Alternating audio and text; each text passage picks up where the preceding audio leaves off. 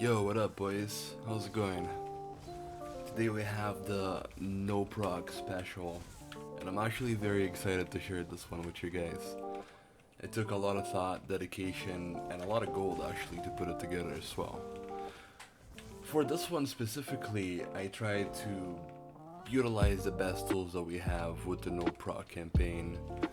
A lot of the meta sets, a lot of the really strong stuff currently is behind the proc wall, and we just can't use it for the builds that we have on the No PROC. Here in the background I'm playing a clip of today earlier playing with the build I'm about to showcase on the video, and I was kiting pretty much like 10-15 people for a solid 2 minutes. It was hard for me to pressure them back because they had a DK that was fossilizing my ass on spot. But it's pretty incredible that I'm actually able to have this much sustain and survivability, and believe me, the damage is there. Oh, I will show you guys, the damage is totally there. But we have this much sustain, magicka, stamina, the heals, we have all of this with a lot of damage, and we're not using CP, and we're not using proc sets. So it's actually, this build just hit different. You're about to see. If you're new to the channel, don't forget to leave your like and subscribe. It means a lot, it truly does. Feel free to comment anything you like below, I answer every single comment. Now let's get straight to business.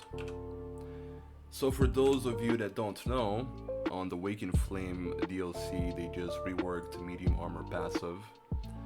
And now medium armor, and the same for light armor, works for physical and magical damage. As you can see here, dexterity is buffing our crit, agility is buffing our weapon and spell damage.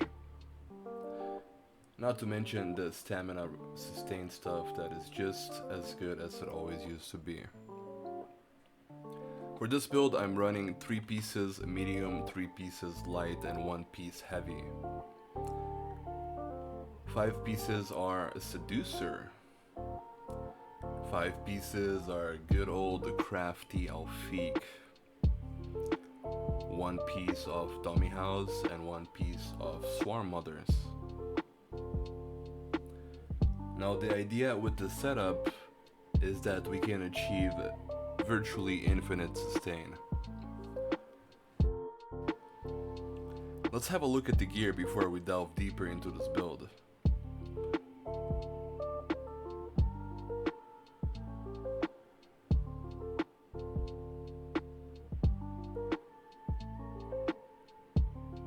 For the jewelry I have 3 infused, 1 with reduced spell cost, 1 with magicka recovery, and 1 with spell damage.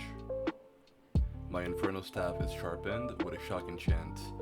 My Wrestle staff is infused with a weapon damage enchant. I have 3 pieces that are well fitted and 4 pieces that are impenetrable. Let's have a quick look here when we fully buff up at our stats. We have a 4100 spell damage with 41k max mag, 26k max HP, and 21k max stam. Spell penetration is really high as well, as you can see here it's 8.8k. The recoveries are just shy of 1800 on the magicka and just shy of 700 on the stamina. We actually have infinite stamina sustain because of our dark deal. You might notice the cost is very low, it's only 1500 for us to get this insane return of stats.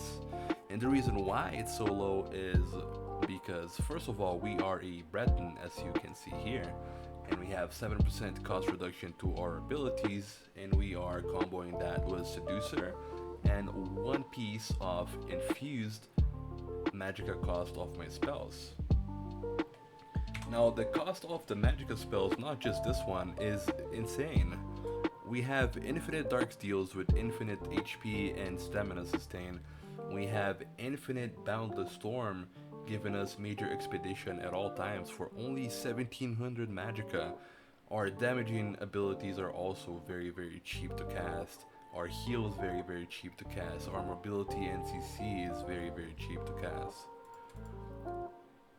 Hardened Ward is sub 3k magicka to cast. With all that magicka sustain that we have, it's actually crazy.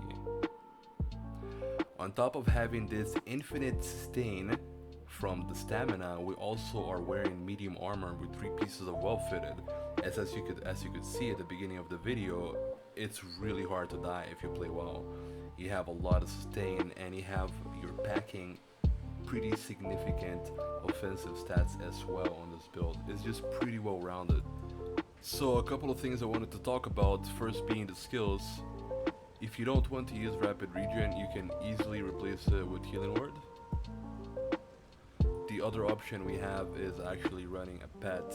We can have a pet on this slot here and a pet instead of the bound Aegis. The pet is really good. I'm not a huge fan of it myself. I mean, I'm a fan of the heal, but losing a skill slot does hurt a little bit. But to be honest though, the heals are very nice and it's very reliable, especially if you're playing in a group scenario. You should totally consider playing with a pet. It helps your team out a lot and you bring so much utility and value with off heals, you know, without really sacrificing any of your damage. I just wanted to show that I am not using any CP for the video purposes. And the last thing is the actual cost of my abilities. With the full setup, my Hardened Ward cost me 2.9k magicka. If I was to remove one piece from my Seducer, it goes from 2.9 to 3.3k. If I was to go even further and remove the infused necklace with spell reduction,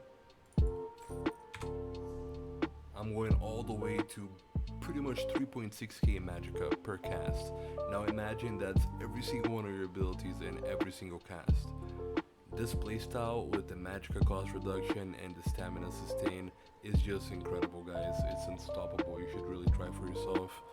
But remember though, when you're playing, you have to play almost like a stamina class rather than just a magicka class. So if you want to sit there and shield, you want to abuse that mobility, you want to streak around, you want to have infinite stamina sustain, you want to be mobile, agile, you want to keep that high tempo gameplay at all times, and if you do that, you are basically unstoppable.